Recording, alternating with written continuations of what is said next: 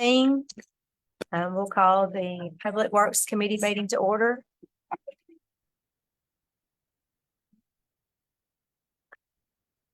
Frank, you have the floor. Actually, we're gonna play a little video. Okay. Samantha and Frank created this presentation. We figured we might as well just play it, and then you all can ask questions at the end. And everyone online can listen as well. So let me share my screen.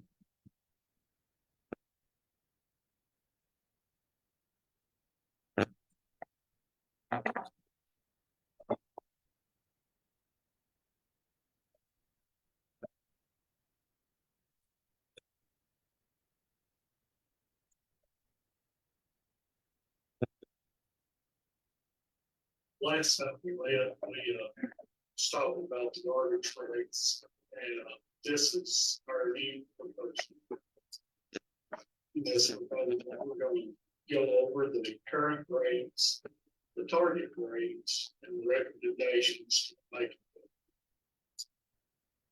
This is our current rates and everything, garbage, the residential, commercial, and commercial dumpsters. The commercial residential will pick up one time a week. By the way, you have a copy of this in your packet, so if you want to follow along.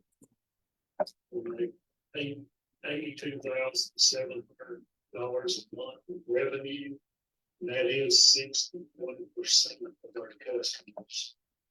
The commercial cards will pick up one time a week, make $8,300 revenue, and that is only 6% of customers.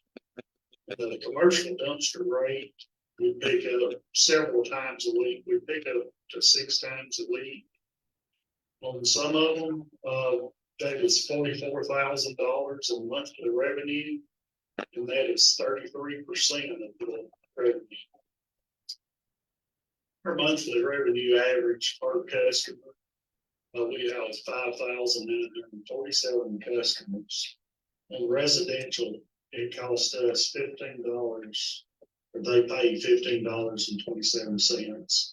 The commercial cards pay $27.88, and the commercial dumpsters, we make $171.93.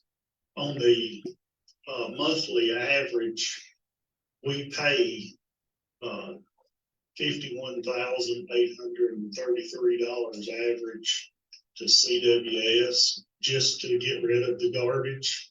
That is $8.72 per customer just to get rid of the garbage. And the overall expenditure of employees and everything, we spend $169.25 a month.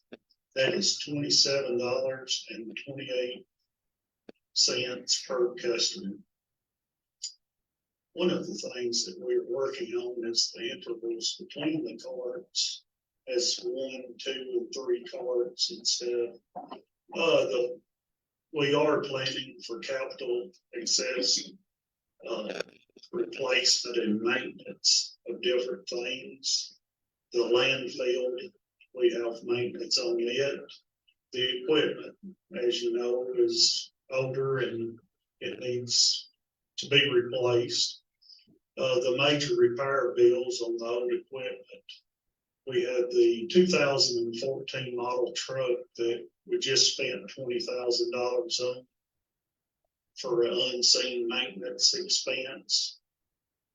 And plus this year, June the 24th or 2024, our contract with CWS runs out, formerly Southern Central. And we are expecting an increase in that as well as getting rid of the garbage. The current intervals from 1 cart to 2 cart to 3 carts and so on weren't aligned, so we realigned those for residential and commercial cart customers. So from 1 cart to 2 cart, instead of just paying twice the price, we're going to only increase that by 60% for the second cart and then 55% for the third cart. We want to realign these because it doesn't make sense to charge the customer just times 3. It's cheaper to pick up 3 carts at one location instead of 3 carts at 3 different locations. This alone results in $885.59 of extra revenue per month. And this price change only affects those who have 2 or more carts.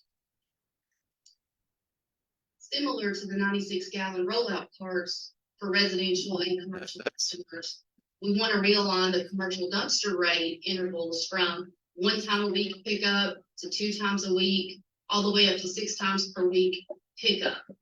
From 1 time to 2 times a week, we increase the rate by only 75%, again, instead of just doubling. The realigning of the commercial dumpster rate to account for the multiple pickups per week results in $2,363.74 of extra monthly revenue. After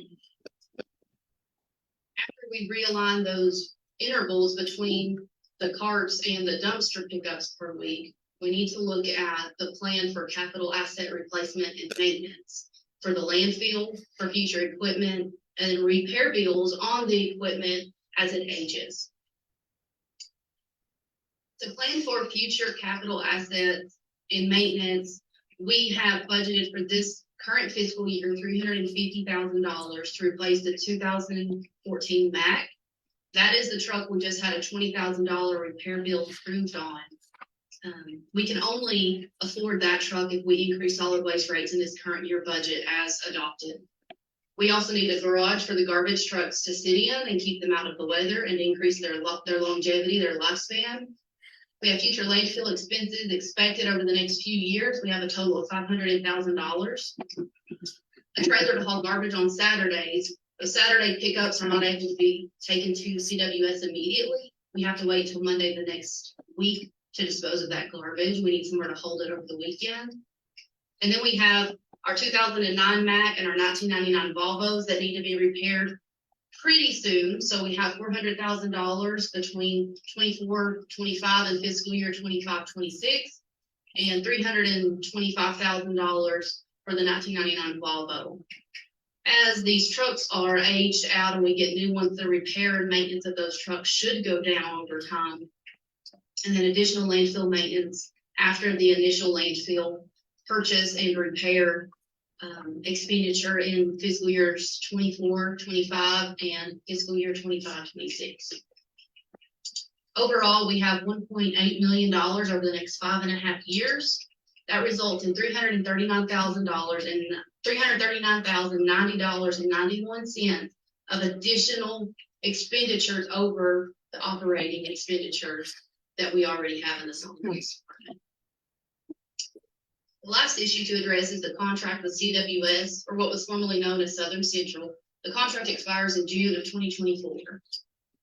The capital needs discussed earlier are in addition to our current operating budget. The general operating increase over the past 10 years is 33.7%. In 2014-2015, the operating expenditures for the solid waste department was $1,193,000. This year, as budgeted, we have $1,595,000, the 33.7% increase over the past 10 years. 40% of that increase over the past 10 years is a result of the Southern Central or CWS fees increasing over time. You can see here in 2014-2015, the cost to dispose of the garbage we collect was $443,000. This year we have a budget of $622,000. That increase of 40.4% is driving a large portion of the overall operating expenditure for the solid waste department. After increasing the intervals, we also have a rate increase to the base rate to get us to where we need to be to fund the future capital maintenance of the solid waste fund. The residential part increase we are proposing is $3 to the base or single residential cart rate. That would take the rate from $15 to $18 per month. This results in an increased monthly revenue of $16,574.95. or $198,900 annually. This affects 5,415 customers. The commercial cart rate, we're proposing a $5.73 increase to the single commercial rate. That would go from $24.27 to $30 per month. This results in a monthly revenue increase of $2,802.64, or $33,600 annually, and affects 265 customers. For the commercial dumpsters, we're proposing a 15% increase to the base single one-time per week dumpster rate across the board.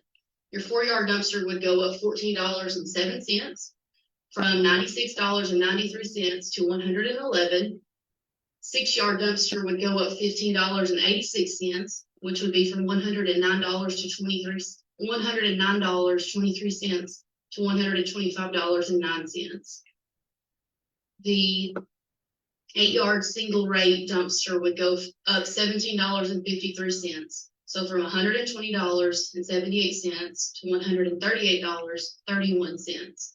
This results in $9,270 extra monthly revenue and $111,244.60 annually.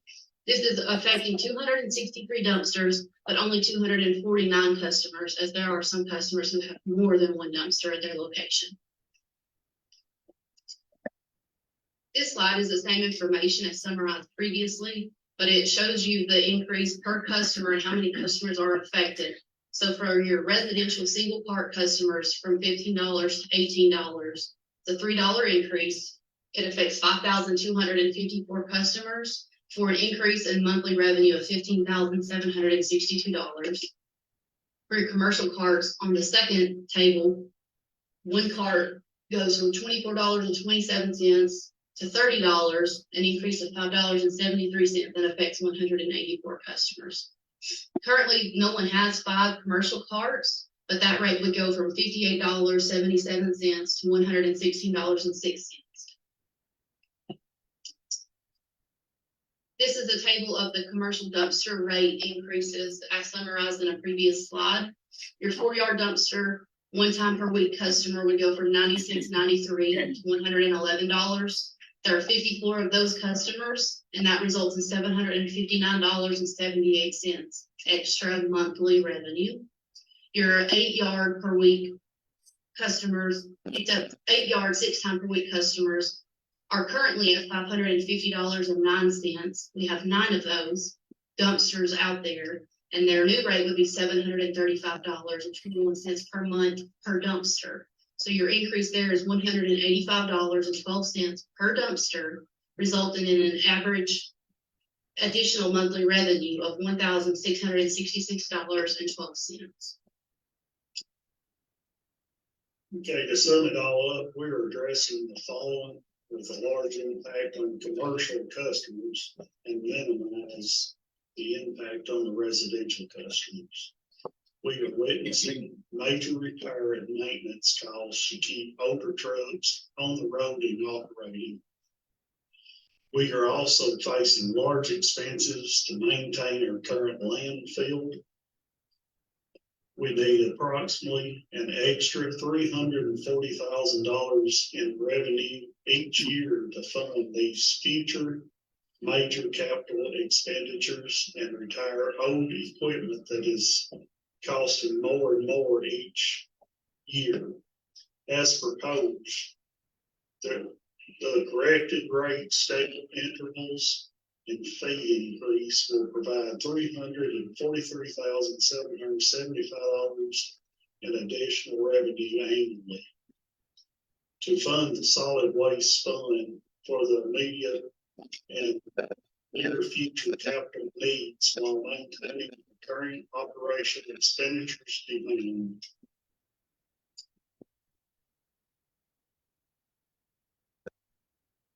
Questions?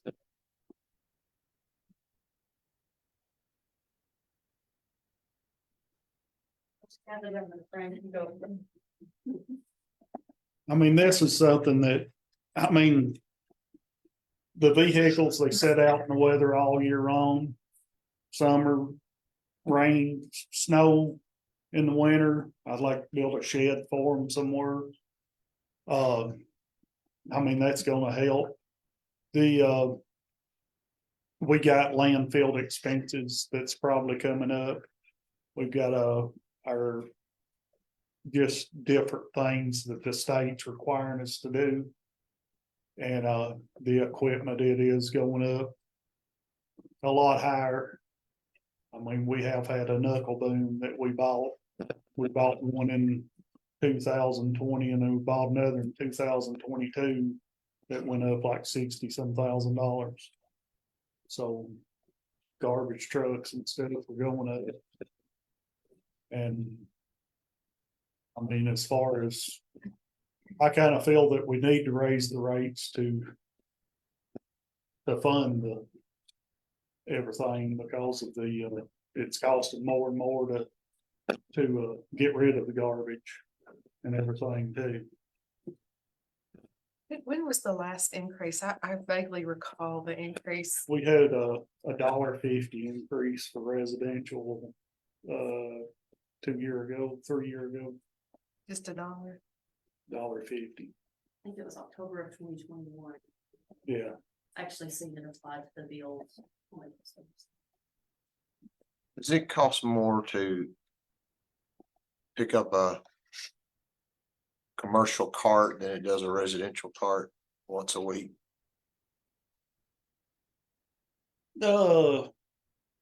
not really.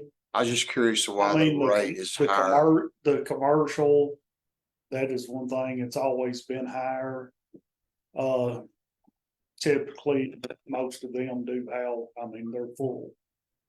And So if that's the residential, case, then it does. yeah.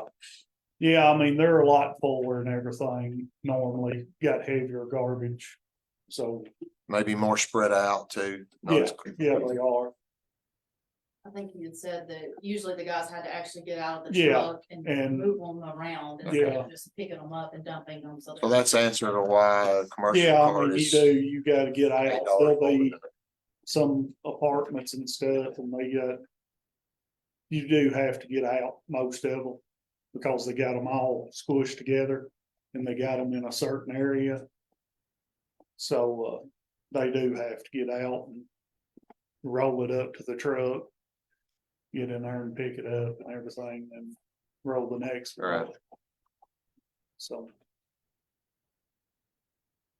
But typically, they do have more weight volume to their garbage cans than residential.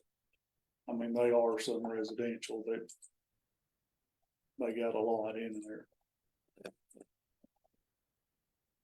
I know we need to do this.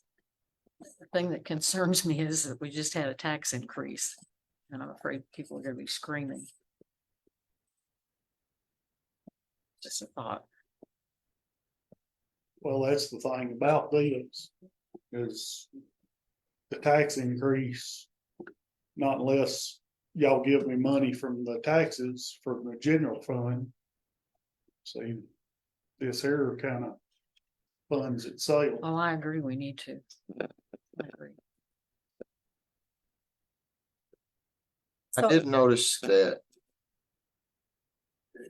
in summary, it says you were addressing with a larger impact to commercial customers, but the residential increase is 20%. And the commercial container increase is only 15. I don't know if that, I mean, to me, the residential, I mean, I'm not complaining about that because I think that's still a great deal, even at $18, but it is a higher increase percentage wise than the commercial containers. So I don't know if anybody, that's a concern of anyone else, but We looked at it from a percentage standpoint to see if we could just do a percentage across the board. And that's when we realized the intervals were really off and they didn't really make a whole lot of sense. That you got the second cart so much cheaper when it's still, if those 2 carts are full, it cost that much to have it disposed of, which is where we're seeing that operating expense compounding. So we tried to spread out the percentage wise, but whenever you're adding $1 or $2 to 15 instead of to 100, that's where that percentage kind of gets you look at percentage wise, it is more percentage. Dollar wise, it's more for the commercial customer. But by trying our best to minimize the impact to the residential customer, when it's only $15, that percentage unfortunately it is a higher percentage increase. Well, when you take into consideration that it's junk pickup, brush pickup, and trash, $18 a month, it's $4.50 a week. So, you know, once this has all been done, thank you for your hard work on it, because I know that took a minute, but it makes more sense seeing it all like this than it did the last time that we came Yeah, to I meet. really to meet. appreciate this report a whole lot. but Yeah, it shows a lot better than it did the last time. And we did on the capital asset equipment, Nolan, and then Frank worked on that. We may have been a little overestimating on what those trucks are gonna cost, but as he said, the increases we're seeing from one truck purchase to the next, there's no way to plan what that is going to look like. We hope we have hit it pretty close, or have put a little bit of extra in there for some other unforeseen things that may come up, so we're not coming back in a year, 2 years, or 5 years down the road and having the same conversation. We wanna set it to what we truly need. We needed 340, we got it to 343,000. And we're not asking to build up the fund or anything. These are the things that are needed by that fund, by that department. So I hope that translates. That these are things that are actually needed to keep that department up and running at the level it needs to be, or the level it's at right now. Yeah, Well, I guarantee you, if you stop picking up the trash for about a month, then we'd really be hearing a Have a lot. bad problem. we ain't honestly. really gotta do it a month. You're right, a week. We get calls all the time like. We it's a don't holiday. want to stop picking up garbage. This will Right. maintain the trucks, this will keep the garbage being picked up. Yeah. On a regular basis. I mean, it's just like that one truck, it was down 3 weeks and I had put people on Volvo. Where that truck takes one person, the Volvo takes 3. And then we're talking overtime, Yeah. because they're having to run one. Yeah, truck they had- a day, waiting on the first truck to get done running. Yeah. Yeah, Or those expenses aren't included in here, those are things we couldn't plan for or estimate. And when you talk about the building that's needed to house the garbage trucks, currently in the winter time, if it gets really cold, the garbage juice will freeze. And then the truck can't operate, so we've got to take it to the shop. The shop has to spend hours torching the truck to warm it up to where it'll yeah, work. all the sensors. We don't need to keep doing that. We need to get it in to where it won't freeze up and get the garbage picked up on time. I mean, you think about it, there's probably 1.5 or $2 million worth of equipment that sanitation has. And it's sitting outside all the time. And it is in the winter time like this right here. If it rains, then the next morning we gotta take it to garage for about an hour to warm up enough for the sensors to unthaw. And that's time they can't spend on Yeah, stuff they really got to do.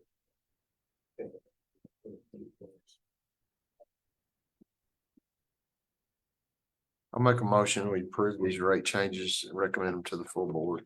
I will second that motion. Have a motion and a second, all in favor? Aye. All opposed? Motion carries. Thank you. Thank you also for all the work you're doing on the sidewalks. It's not the first time somebody's done that. There's nothing else. This meeting is adjourned. They didn't count it.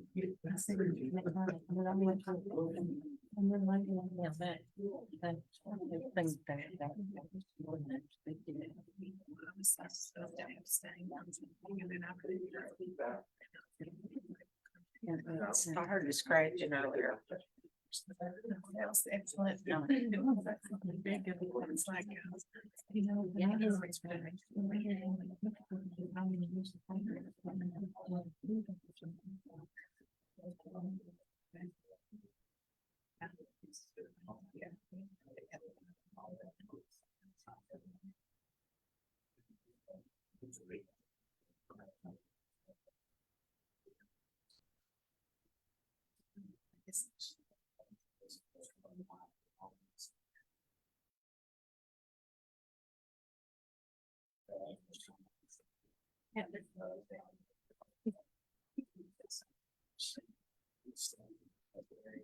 They did. They did.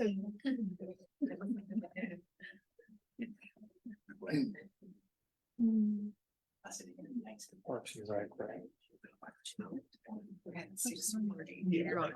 Is it Tom? Yes. Hold on. 6:40. Yes.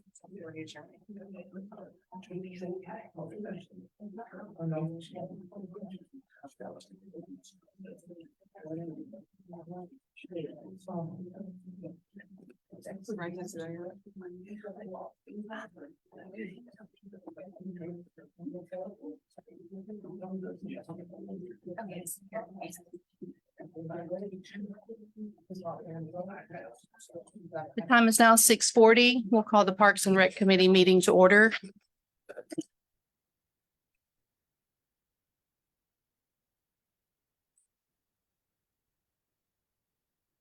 Thank you. So Joe cannot be here tonight. He has a show at the theater currently. I've brought Darren from the tourism board here tonight. We wanted to bring forth the Town Mountain contract partnership with the tourism board and the park theater. I was gonna let Darren kind of talk about that because it came up at their meeting. So we are looking to move forward with the Town Mountain Day. So last year, Mayor Chastain announced the proclamation for Town Mountain Day, and we are wanting to create a whole event on this day in April of 2024. So last year, the show was a great success, and they sold over 300 seats to the Town Mountain Show. And what we were hoping for this year is that the Tourism Development Board would pay for the bands themselves. Joe Harvey said that he would negotiate the contracts and organize the shows at the Park Theater, and this is kind of in lieu of the rental for the Park Theater. But Park Theater would provide the venue and the production for those shows. So logistically speaking, TDB and Park would split the ticket revenue 70-30, 70 being Tourism Development Board and 30 being Park Theater. So the contract that you have is for Town Mountain itself for the $10,000. And then TDB has also said that they would pay $5,000 for the supporting talents. So for a total of $15,000. And I'd be more than happy to answer any questions if I can. So it made money before. From what I understand. And again, I don't know all the logistics on the Park Theater side from last year. Well, that's a huge hit last year. Performance was a very good show. Yeah. Okay, any other questions for Darren? Does anybody else have any questions? I'm gonna make a motion that we approve this agreement with the tourism development. I'll second that motion. All in favor? Aye. Aye, none opposed. Motion carries. Thank you. All right. Thank you. Anything else, Justin? That's it. All right, thank you so much. Anything else for Parks and Rec? Meeting adjourned.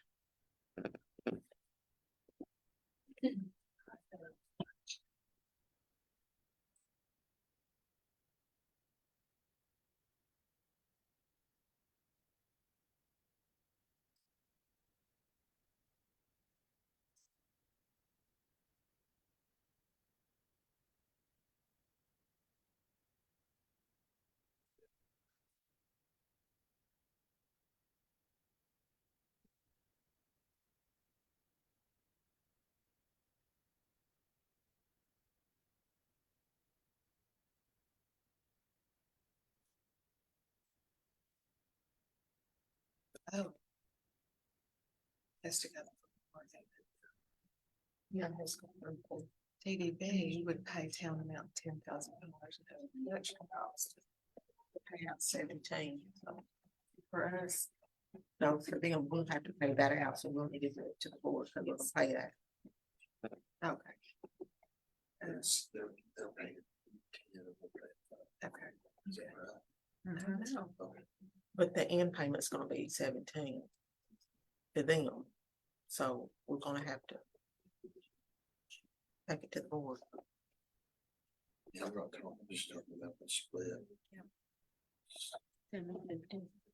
The TDP would pay the performer to have about $10,000 in production costs. That's what it says.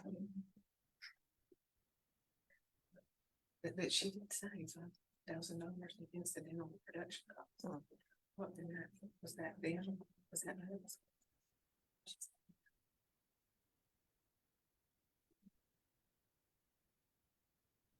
But you see, our potential payouts will be 17,402. So we're gonna have to pay that out, so we're gonna have to give it in front of the cost is lower, but the end results. As a whole, right, yes, but I was wondering, are you paying 10 or are they paying 10? I think it's them. They're paying 10 and we're paying. All right, it's 6:45. We'll call the finance committee meeting to order and have one item on the agenda. Libby, would you like to talk about Yes, this retirement plan? we have already had the TCRS rep come and do the presentation.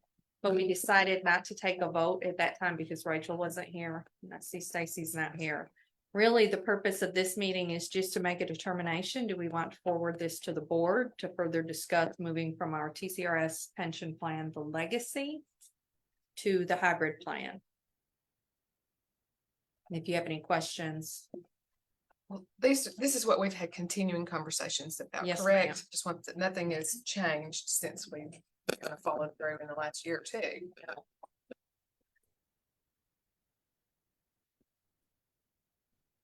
This would apply to new employees only. Right. And I'm asking this question as a statement, but it looks to me like from what I read, it's in a nutshell, it's taking our expenses from like 17% down to 9%. Is that? That's for employees, so we would continue with the employees we have now, paying the 17%. And whatever increases we incur. And then going forward from a specific date, which we are required a 6-month wait. So if we get this done and give notice in July or in January. In July, anybody hired July 1st going forward, we would move to the 9%. So it is a cost reduction, but it is a long-term financial decision for the city. You're not gonna see a huge savings because our turnover is not that excessive. But over time, it's gonna pay off.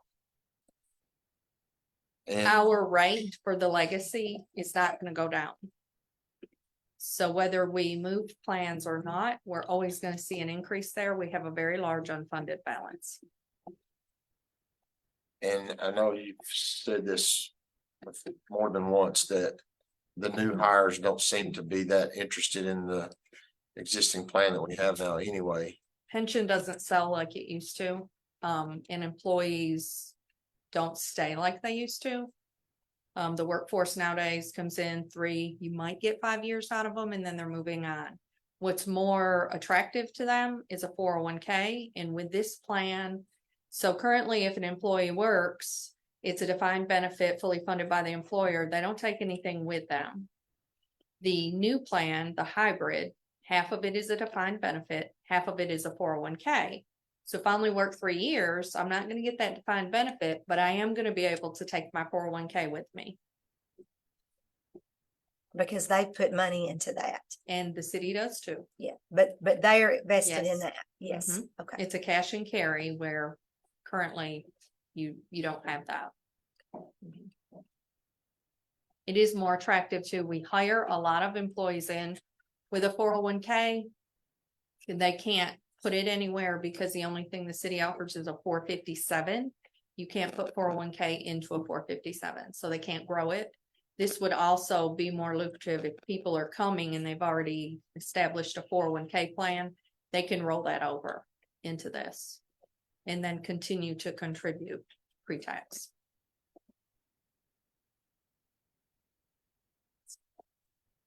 Complicated. It is. Gotta get in the zone. When it gets down to I get about the first 2/3, and then when it gets down to the relative effect of individual actuarial assumptions. I had a little trouble with that part. Yeah, I'm gonna be honest. You're not alone. that's where our rate suffers. But That's where our rate is suffering because the return on investment and mortality, Mhm. that's where we end up paying a higher rate.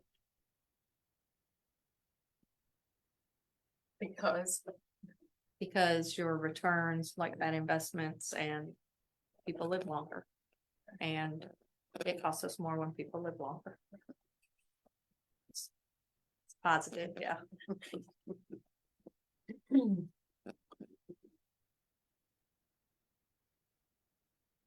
from everything I've learned, and I'm kind of the one that's been from your suggestion, Christian, to bring this up, I mean, I'm in favor of it.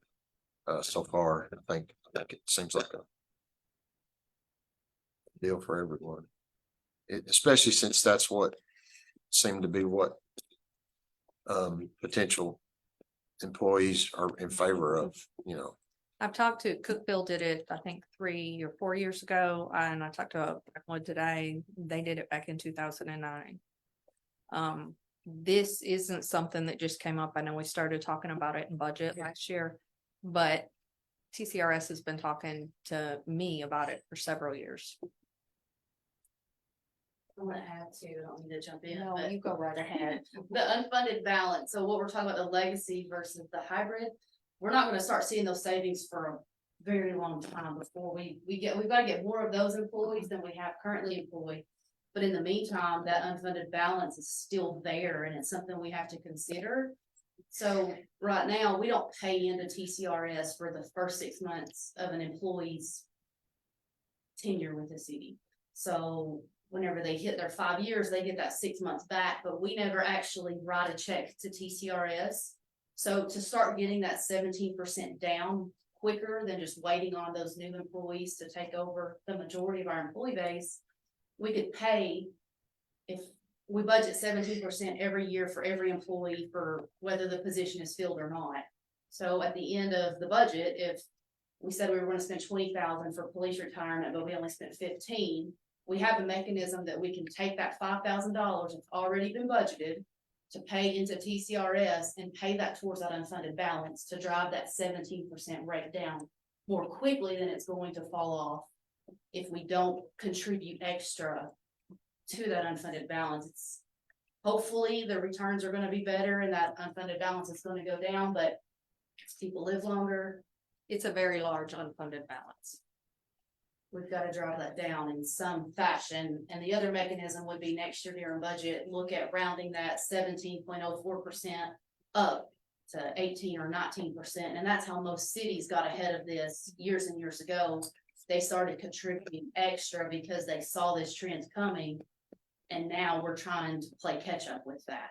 So I think we have to approach it from the hybrid plan, paying extra, and then taking whatever extra we budgeted that we haven't actually realized and throwing that at that balance too, to get that 17% down quicker. Then the eventual hope is that when you get that unfunded balance paid down, is that you can take that money and put it and increase what the new wages a little bit, Yes. which makes us more competitive than Yes, that. and as all of our legacy employees retire, that lowers our normal liability.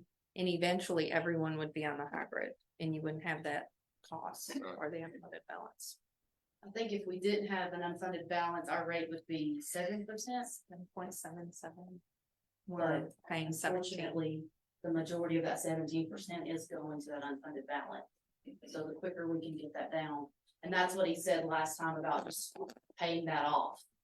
That's not plausible for what we have there to do, so it's something we have to chip at. So it's a long-term smart move. Yes. It's difficult. Maybe you've been very, very good to explain that along the way. And So we need a recommendation of full board.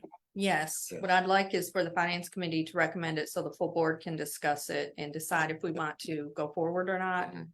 Cause I'd like to at least get the decision made by December, So we can give them notice in January. It would be great if we could do a transition July 1st, because that's our new budget. It's also better than doing it at the beginning of the year. When you tell them you want to change, they make you wait 6 months. So we have a meeting in December that we could, Yes, you for do. one time. Mhm. Got one chance. And this is in an ordinance.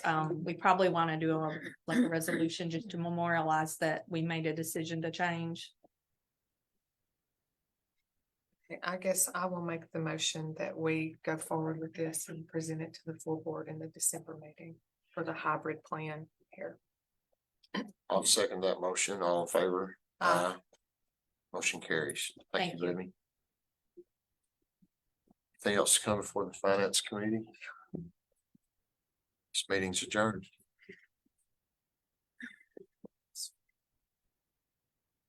Yeah.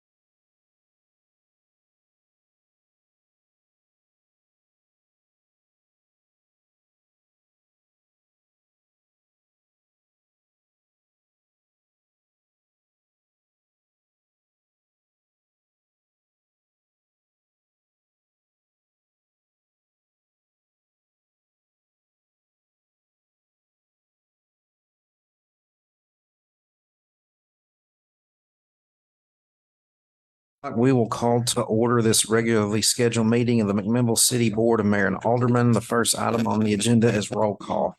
Sally Brock. Present. Deidre Dunlap, Present. Stacy Harvey's absent, Steve Harvey, Here. Rachel Kirby, Here. Carrie Morton, Here. Mayor Chastain. Present. The next item on the agenda is consideration of minutes. Each member of the board should have received those in their agenda packet. If there be no requests for additions, corrections, or deletions, I'll entertain a motion to dispense with their reading and approve them as read. So moved. Motion by Ms. Carrie Morton, Second. carried by Ms. Deidre Dunlap, second by Ms. Deidre Dunlap. All in favor? Aye. Aye, motion passes. Item 3 is recognition of visitors. There are none scheduled for this evening. Item 4 is recognition of employees. We have several department heads here this evening. If anyone wishes to give recognition of an employee, come on up.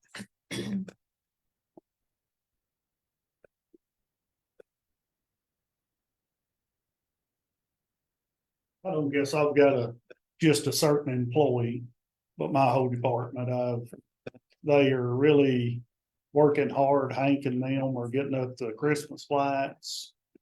Lyndon, he's been even helping with the Christmas light a little bit. But he's been working hard on the grants and everything. The one crew's been working on the sidewalks and everything, and the other crew's been trying to hold out everything, trying to keep the other part of the department running. So my whole bunch, I'm very proud of. Thank you for all you all do. We are too. Yes, we are. Anybody else? Moving on to item 5, communications. There are none. Item 6 is petitions. There are none. Item 7 is unfinished business. Does any member of the board have any unfinished business this evening?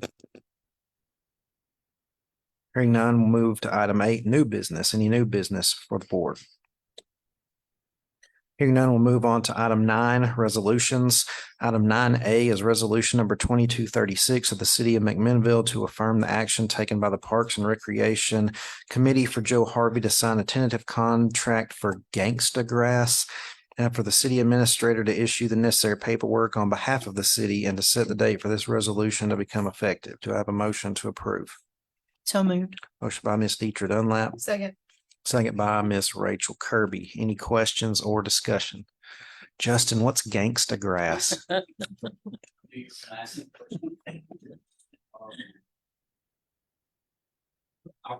I really don't think I can answer that.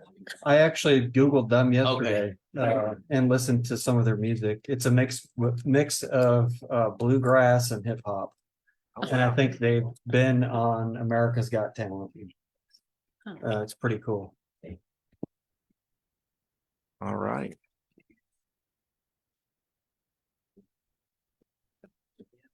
Second, forgot. All right, any questions or discussion? Hearing none, we'll call for the vote. Sally Brock, Yes. Deidre Dunlap, Aye. Steve Harvey, Yes. Rachel Kirby, Yes. Carrie Morton, Yes. Mayor Chastain. Aye, motion passes.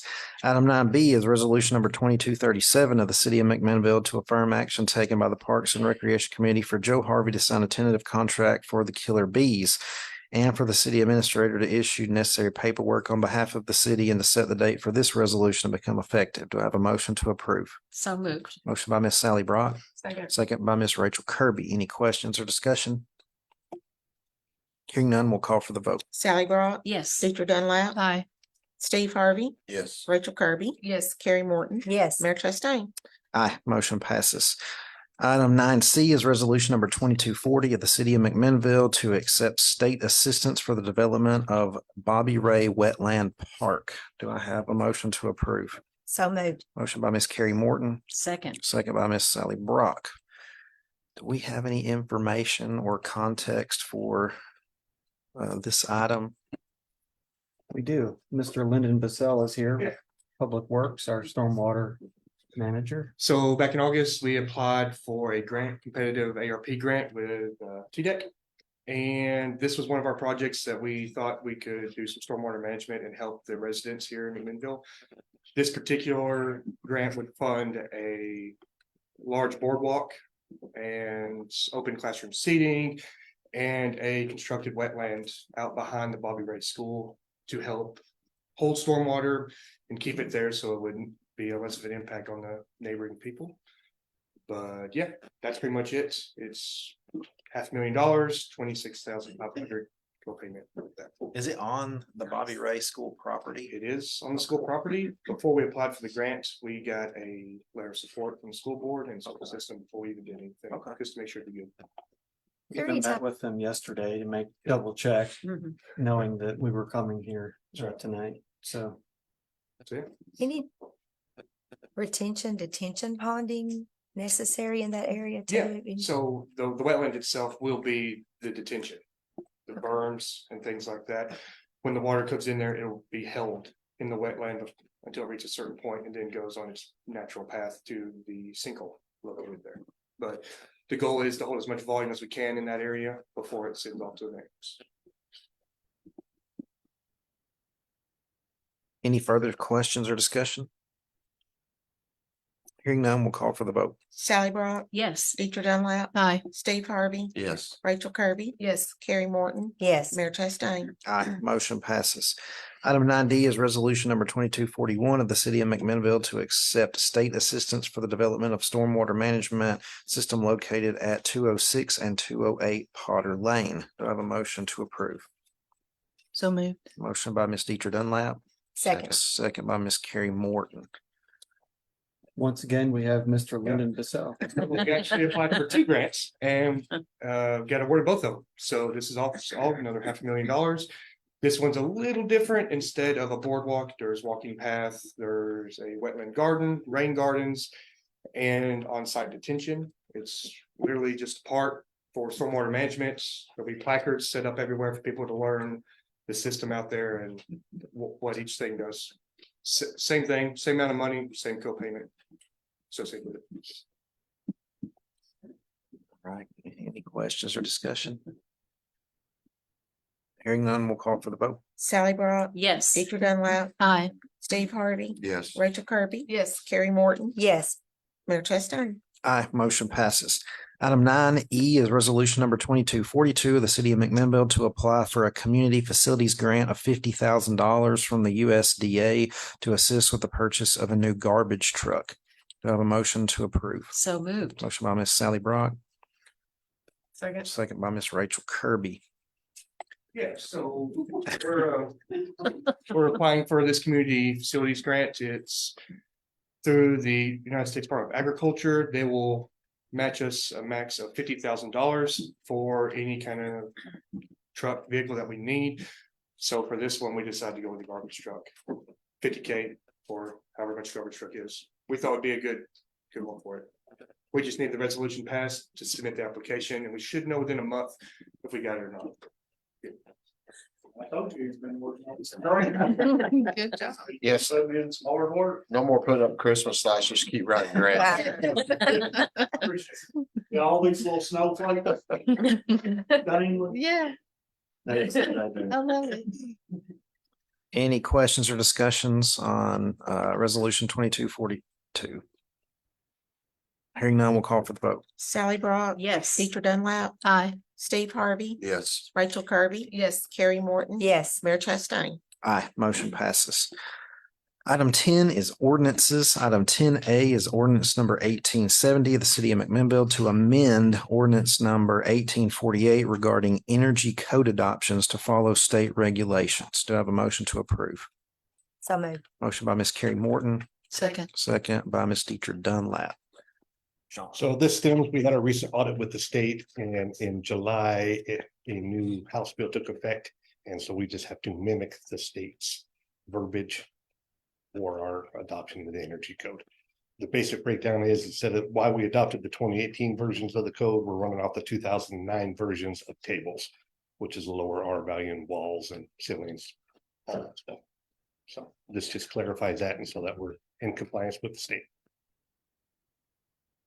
All right, any questions or discussion? Is this the one with the blowing test, on it? Yeah, so the blower door test would be optional, Not not required. mandatory requirement. So, yep. How does that affect, just out of curiosity, when you're doing,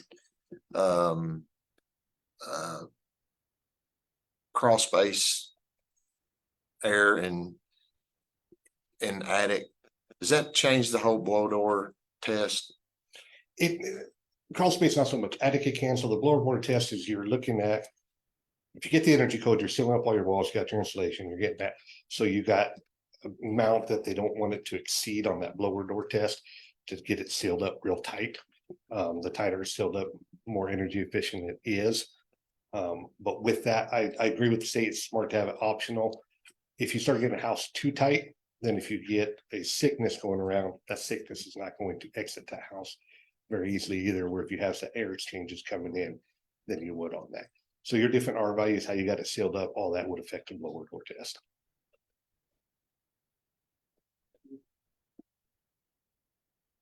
Any further questions or discussion? Hearing none, we'll call for the vote. Sally Brock, Yes. Deidre Dunlap, Aye. Steve Harvey, Yes. Rachel Kirby, Yes. Carrie Morton, Yes. Mayor Chastain. Mayor Chastain. Aye, motion passes.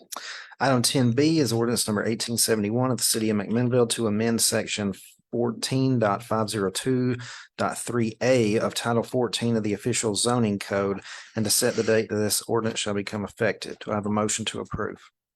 So moved. Motion by Ms. Sally Brock, second by Mr. Steve Harvey.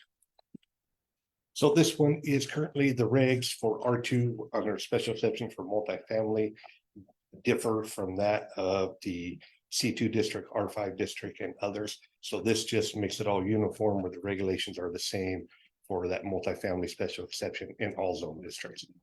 And so this also adds a better clarification that the parking requirements must be met for that, where that's currently not stated within that section as it reads now.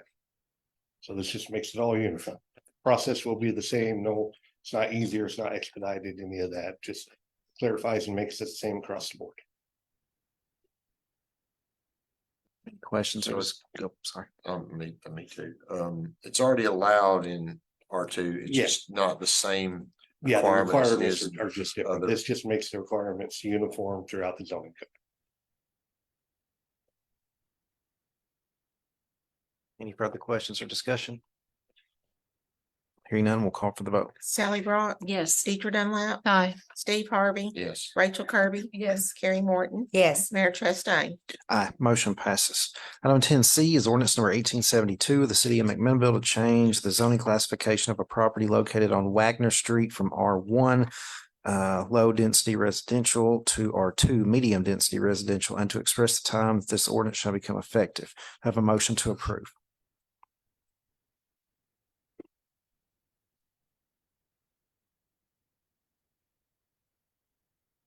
So moved. I have a motion by Mr. Steve Harvey and second by Miss Sally Brock. Any questions for the applicant? If no questions, I'd like to introduce a few items here and then be glad to take any questions. I'm Scott St. John with St. John Engineering out of Manchester, representing Leif Swanson here, the owner. And wanted to point out on this piece of property, on this parcel, that due to, we're looking at going from R1 to R2, asking for that approval. This, because of the features of that lot, it's not a large yield change in single family lot sizes. Within R1, we have calculated between 4 and 5 lots that we could get established on that parcel. Within R2, because of the requirements of the frontage and the lot sizes, we can only get 5 to 6 lots, single family lots. So that's mainly due to a lot of the physical features on this parcel. There is a karst area, sinkhole area. There's a narrow depth of this lot, and then, you know, a 50-foot right of way that would have to be pulled in. So there's a lot of features that restrict the yield, the development. So we're just not looking at a large gain of lots, but from the developer's eyes, getting to an R2 and being able to get to possibly 6 lots may help pay for roadway, water extension, we'll pull a 6-inch water in, sewer pump station. So, you know, a couple lots would be it could make or break what would be beneficial to developing this. On Wagner Street, as you come into this parcel, a lot of the lots are small in size. They probably, I have looked, a lot of them do not even meet an R2 requirement. So they would kind of be between an R2, R3 lot size. They're currently zoned R2, and that seems to be the natural progression. You would progress through Wagner Street to this parcel. And so you'd be surrounded by R2 lots, and then we're asking for an R2 on this parcel. There are new lots, as you know, new houses that are built on the Old Morrison Road to the backside of this property that are zoned R1. But those lots are deep in size. They're 400 to 600 foot of depth. So there's a lot of separation, a lot of natural buffer there.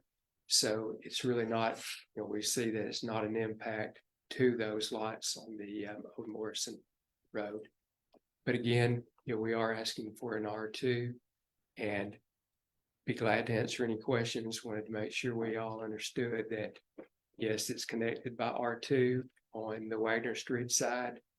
There's C2 on an adjacent southeast side. There is that R1 on the back side, but a lot of separation between the R1. So it seems to be a natural fit for the R2. I'll pause and answer any questions. Is this the wooded area that's between Black Street and Smith Street? No, no, this is gonna be up. Smith would end in the Wagner and then come over onto it. Wagner's a dead end now, right? Yeah. So what's the red colored in red? Is that what zoning is that? That's C2. All right, what about the dark green? So if you look, R1. if you're looking here, I'm sorry, it's the, gonna be C2, R2, R3, R1. And those R1 lots, those homes are not occupied yet, correct? Not to my knowledge. They've not been sold or built. They're big, They're built. but I don't know if But they've see, been. all those been homes on transferred all over. those lots have not been built. And in planning commission, it didn't go. It didn't have a motion. It didn't have a second. It didn't go. And there were several people that lived on Black State Street or Wagner Street that came to that meeting. Just for y'all's information, they did come to that meeting in opposition of that. There was one individual from the neighborhood that they showed the planning commission meeting. The comments from that individual was the width of Wagner Street and what effects could be there. And then if it was rental houses, possible turnover with that in comparison to single family. To subdivide in single family, or if a multifamily development later down the road, something changed and went in there, that overturn could possibly be there regardless. And if you look at Wagner with Smith Street there too, close to that entrance to that property, they could turn down there. Again, the traffic's gonna be from the R1 to the R2 is gonna be minimal with the amount of loss you could get, and Wagner Street's not gonna be widened at this point. so what's allowed on R2 beyond? I mean, There is more in some uses special compared exception. to the others, but if you take a lot of them, a lot of it's gonna be a municipal fire police station. We don't own it, we're not gonna build one of those there. Another could be like a substation or a small gas steel substation, electrical or gas for that. That's not gonna be there, there's no plan for that. Let me get over there. I'll get you some of the others. While there's a lot, most of them wouldn't apply for this particular property. Hey, Sean, I've got this up here. I don't- Yeah. So that brings up a lot of it. So So R2, and a lot of those are special exceptions, so that would have to go in front of the Board of Zoning Appeal and meet additional requirements in order to be approved. But an apartment complex could theoretically go there if. in Could R2 with theoretically, Special exception. yes. If it met all the requirements and everything was based off of that.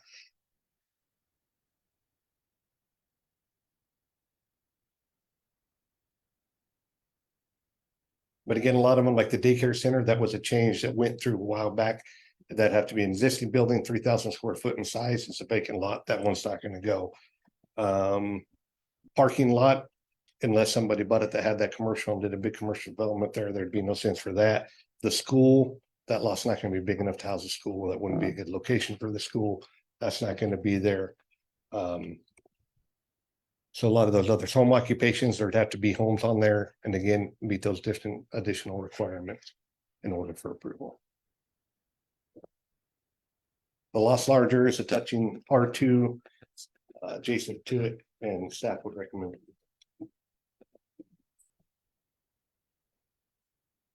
What is the goal of putting there? I mean, Well, essentially, we want to see. Once we get rezoning, how much cost it's gonna cost, we're gonna have as far as like infrastructure, just like the engineer said, as far as water lines, road, sewer. I mean, obviously, I would like to try to get a few more lots in there to cover those kind of costs. So,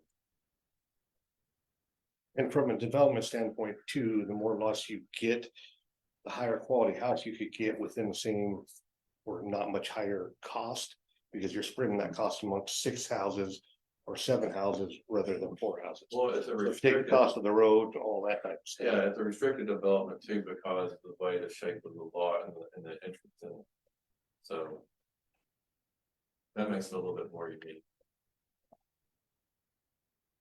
So the plan is to build homes, houses? Yeah, we'd like to maximize whatever we could, with being able to get it rezoned. What's your thoughts on apartment complex? Not apartment complexes, at the most, maybe duplexes.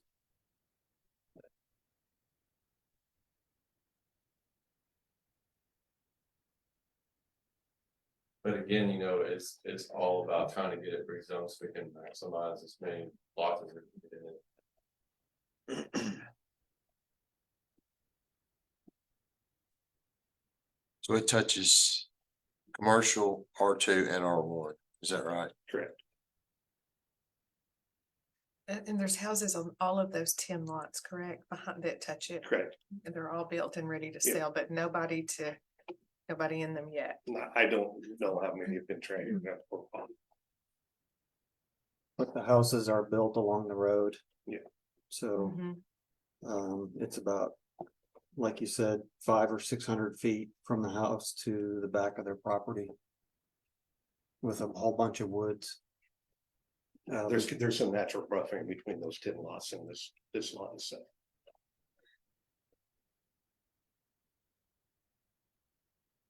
Any further questions or discussion? drainage, how's drainage around through there? We'll look at the drainage based upon what we're looking at lots and doing that. So we'll get with Lyndon on the development side of it to make sure all that's covered. Anything else? Call for the vote. Sally Brock, Yes. Deidre Dunlap, Aye. Steve Harvey, Yes. Rachel Kirby, No. Carrie Morton, Yes, Mayor Chastain. Yes, motion passes. Thank you very much. Item 10D is ordinance number 1873 of the city of McMinnville to amend ordinance number 1861, an ordinance of the city of McMinnville to adopt a procedures plan pertaining to the public notice of all business being considered by the city and the time frame for committee and full board consideration of such business, to adopt a new public notice and agenda policy, and to set the time that this ordinance shall become effective. Do I have a motion to approve? so moved. Motion by Ms. Carrie Morton. Second. Second by Mr. Steve Harvey. Any questions or comments? I guess I missed the last meeting. Was there a new procedure? Well, it was the one that we adopted a while back. And I wasn't here either. But it was, a recommendation was made to the board to strike a number of 3 of them. points from the one that we adopted several weeks ago. So We took Item out 6, 8, and 9 from the Yes. previous, and I've got them up here.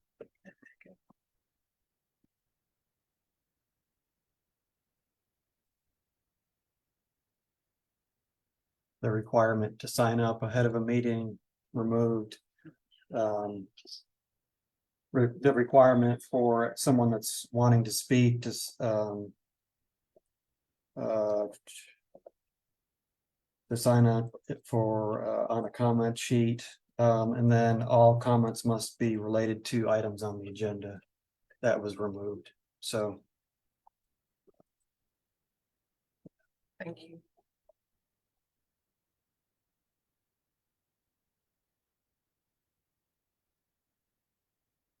All right, any further questions or discussion? Hearing none, we'll call for the vote. Sally Broad, Yes. Deidre Dunlap, Aye. Steve Harvey, Yes. Rachel Kirby, Yes. Carrie Morton, Yes, Mayor Chastain. Aye, motion passes. Item 11 is departmental reports. We have several department heads here this evening. If anyone wishes to address the board, come on up.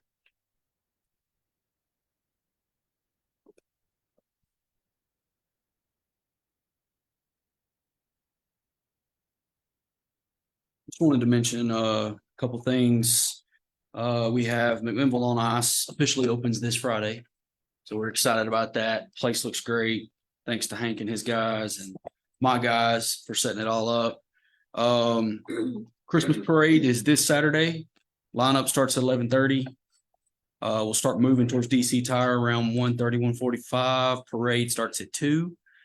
Big thanks to Renee Alvarez, program coordinator. He's got 104 parade entries. So that's a big deal. And we're putting them in the lot, in the front parking lot this year instead of lining them up on the street. And then the last thing I have is our City of McMinnville Christmas party next Thursday at the Milner Center. Thank you.